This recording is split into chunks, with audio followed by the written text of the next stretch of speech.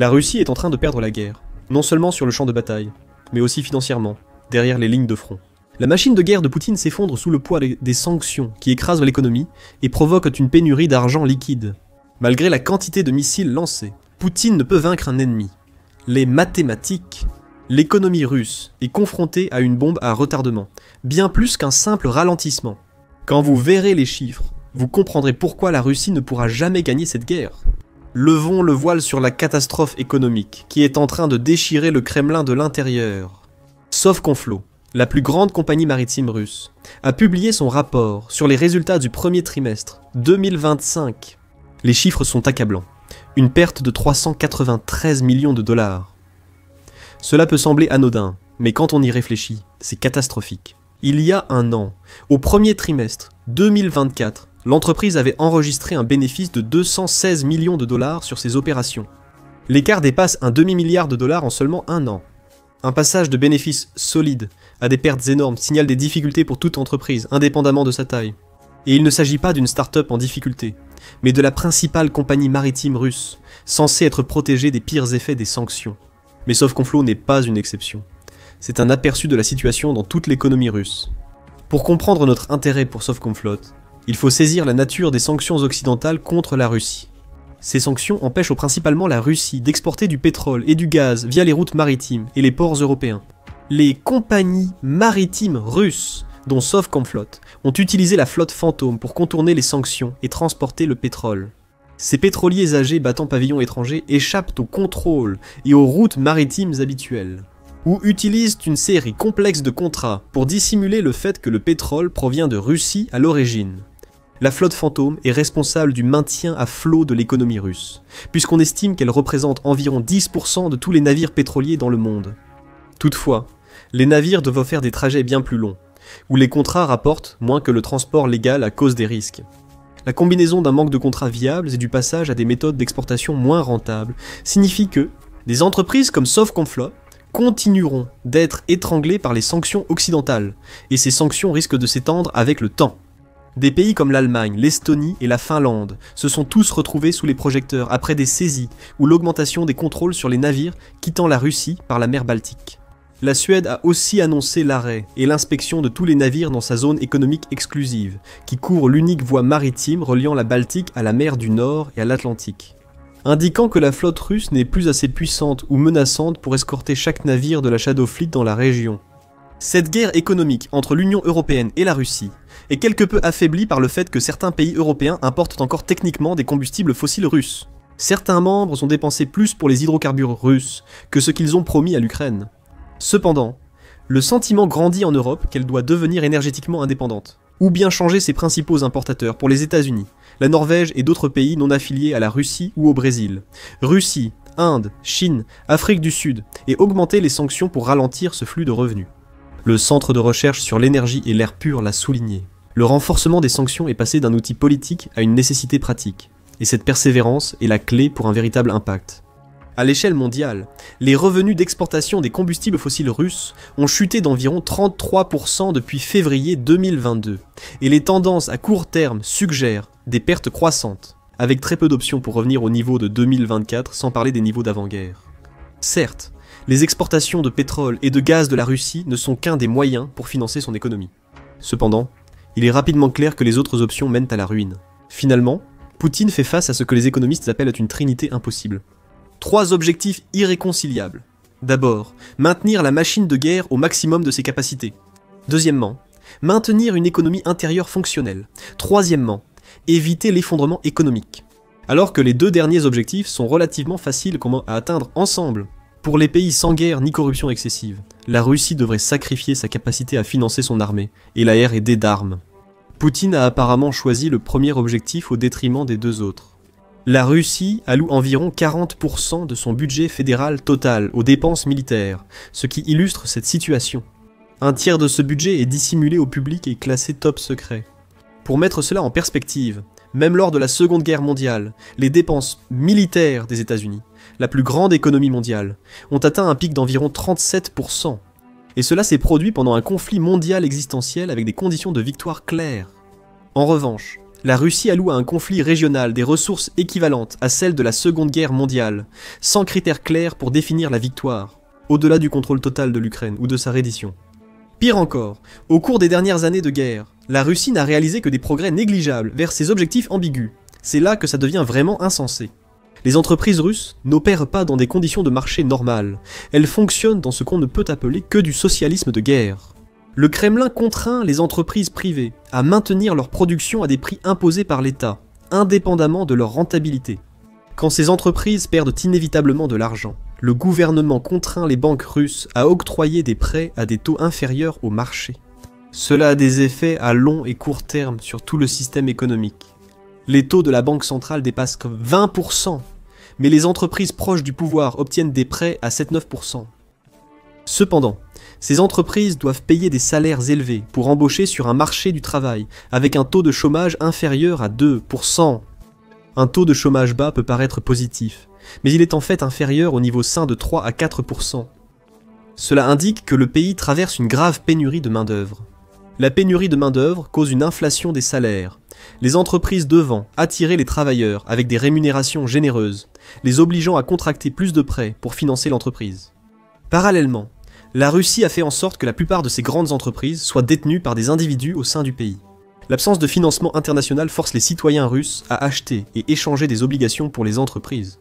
Si cela échoue, toute l'entreprise pourrait s'effondrer de l'intérieur. Les entreprises russes accumulent d'énormes dettes, tout en étant empêchées de prendre les décisions nécessaires pour rester rentables. C'est un socialisme défaillant, déguisé en capitalisme par des logos d'entreprise. Pour remédier à cela, la Russie a augmenté les impôts pour les entreprises et les citoyens, avec des hausses importantes dans tous les domaines fiscaux. L'économie nationale subit une pression accrue pour être autosuffisante, tout en étant épuisée par l'investissement de 40% de celle-ci dans le complexe militaro-industriel et la guerre. Les banques russes, qui accordent des prêts, font un exercice d'équilibriste délicat. Elles maintiennent actuellement seulement 95% d'actifs liquides contre la norme internationale de 20 à 30%. Si les citoyens russes voulaient retirer massivement leur argent des banques, le système bancaire s'effondrerait presque immédiatement, car la banque ne pourrait liquider que moins d'un dixième de ce que ses clients ont déposé sur leur compte. Si cela vous semble improbable, considérez l'annonce récente selon laquelle le ministère russe de l'Intérieur a proposé de rendre les prêts personnels illégaux, officiellement, pour prévenir la fraude. Bien que cela puisse fonctionner en théorie, en pratique, il est plus probable qu'il s'agisse d'un moyen pour les banques d'empêcher de nouveaux prêts, aggravant ainsi leur crise de liquidité. Lorsque votre gouvernement envisage sérieusement d'interdire aux gens d'emprunter de l'argent, c'est que votre système financier est en déclin terminal. Même si la Russie pouvait résoudre ses problèmes économiques immédiatement, elle est confrontée à un défi encore plus crucial, un déficit démographique important. Les estimations actuelles placent les pertes militaires russes à plus d'1 million de tués et de blessés réunis. Selon le ministère ukrainien de la Défense et les estimations du Centre d'études stratégiques et internationales, le nombre de soldats russes tués atteindra très probablement 1 million d'ici fin d'été 2025. C'est seulement le début du cauchemar démographique russe. Selon des estimations de 2023, qui résonnent encore en 2024 environ, 90 000 Russes supplémentaires ont quitté le pays pour échapper à la conscription. Bien que les estimations varient, la plupart situent le total entre 50 000 et 1 million, ce qui en fait la plus grande vague d'émigration depuis 1917. Bien qu'il n'y ait pas de statistiques précises sur l'émigration des 12 derniers mois, la plupart des rapports indiquent que les Russes ayant émigré ne souhaitent pas retourner dans leur pays. En supposant qu'un tiers sont des hommes aptes au service militaire, et les 2 autres tiers sont des femmes et enfants à parts égales, ce qui reste une estimation approximative. Plus de 12 millions d'hommes et 30 000 femmes supplémentaires pourraient avoir disparu de l'économie russe en 3 ans. Et souvenez-vous, la Russie connaissait déjà une crise démographique avant le début de la guerre. Les faibles taux de natalité, après l'effondrement de l'Union des républiques socialistes soviétiques, avec un niveau historiquement bas de seulement 1,2 naissances par femme à la fin des années 90, ne permettent pas de compenser ces pertes démographiques. La Russie a une économie très problématique, et a même exploité sa propre population pour continuer la guerre. Même l'effort de guerre actuel a été hésitant jusqu'à présent. Vous vous rappelez de la manœuvre initiale de la Russie ? À l'aéroport de Hostomel, des parachutistes d'élite devaient établir un pont aérien pour acheminer des renforts et des fournitures rapidement pour l'assaut sur Kiev. Des conscrits ukrainiens ont tenu l'aéroport pendant quelques heures cruciales face à des unités d'élite russes. Et toute l'opération s'est effondrée, ce qui n'a fait qu'entraîner des difficultés logistiques supplémentaires au nord de Kiev. Cela a abouti au tristement célèbre convoi de 64 km vers la capitale ukrainienne, un embouteillage de blindés russes tombés en panne de carburant à quelques kilomètres de la frontière. Les forces ukrainiennes pouvaient alors détruire les véhicules à leur guise, tandis que le monde entier observait l'incompétence militaire russe se révéler en direct via les images satellites. 2 ans après, la Russie déployait des pièces de musée au combat. Des chars T-62 des années 1009, 160 des T-55 des années 1950, et certains rapports suggèrent même que des T-34 de la Seconde Guerre mondiale font leur apparition. D'un autre côté, ces blindés soi-disant modernes, comme les T-90M et le T-14 Armata, étaient soit détruits pour les premiers, soit complètement retirés dans les 2 semaines suivant leur déploiement. Quand on ressort des chars vieux de 80 ans des entrepôts, on ne montre pas vraiment une capacité militaire de pointe.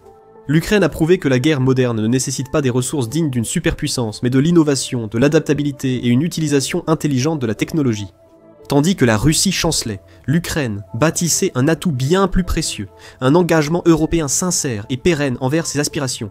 L'Allemagne, autrefois réticente à envoyer même ses vieilles armes soviétiques rénovées, est maintenant l'un des principaux fournisseurs militaires de l'Ukraine. Le pays a également mis en place un nouveau mécanisme de financement des dépenses militaires, qui lui permettrait d'emprunter jusqu'à 800 milliards de dollars pour réformer son armée et améliorer la recherche et la production nationale. La Pologne est en train de constituer ce qui sera bientôt la plus grande armée permanente d'Europe, destinée à contrer l'agression russe. La Finlande et la Suède ont non seulement rejoint l'OTAN, mais poussent aussi leurs industries de défense à plein régime. En envoyant des prototypes de pointe aux forces ukrainiennes, le Royaume-Uni a envoyé plusieurs prototypes de systèmes anti-aériens, conçus pour utiliser ce que l'Ukraine possède déjà, grâce à ses stocks soviétiques. La France a commencé à livrer des avions de chasse Mirage 2000 à l'Ukraine, réduisant sa dépendance aux anciennes technologies américaines de surveillance et mises à jour logicielles. Ce n'est pas de la charité, mais un investissement stratégique. Si l'Ukraine tombe, l'Europe pourrait suivre et l'OTAN n'est pas encore prête à envoyer ses troupes combattre la Russie. Même dans ce cas, des pays comme la France ont proposé de le faire en Ukraine. L'approche européenne a été méthodique et dévastatrice. Contrairement aux États-Unis, qui ont oscillé dans leur diplomatie entre la Russie et l'Ukraine, cherchant parfois à apaiser la Russie. Pendant la longue amitié personnelle entre le président Donald Trump et Poutine, Trump a accédé au pouvoir en promettant de mettre fin à la guerre en Ukraine en 24 heures. Son approche de négociateur reflétait parfaitement la personnalité de Trump. Réunir les deux parties, faire pression, et émerger en héros pacificateur. Mais Poutine n'avait pas l'intention de jouer le jeu. Pendant des mois, Trump a fait des concessions politiques à Moscou, dans l'espoir de créer assez de bonne volonté pour conclure un accord majeur.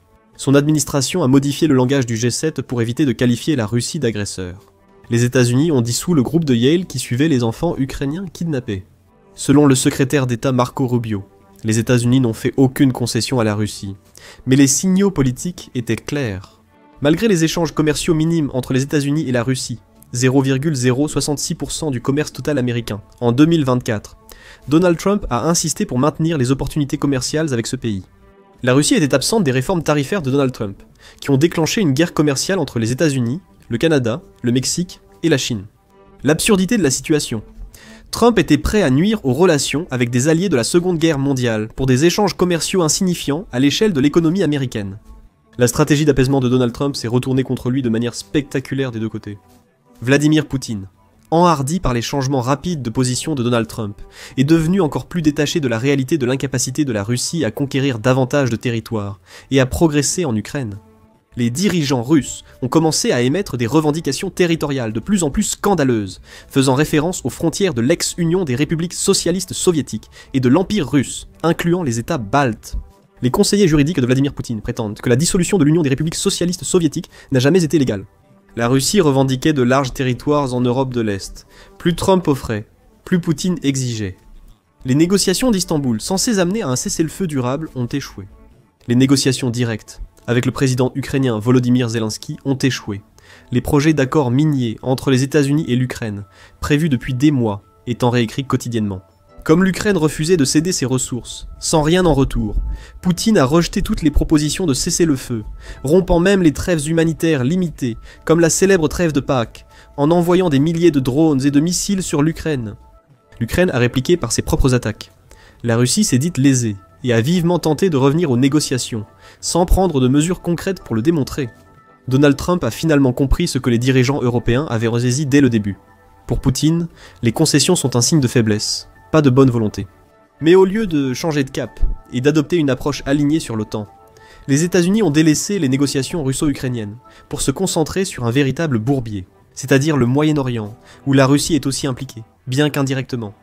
La diplomatie de Donald Trump était transactionnelle et centrée sur les affaires, privilégiant l'économie à la géopolitique pour régler des détails aux conséquences durables pour les gouvernements.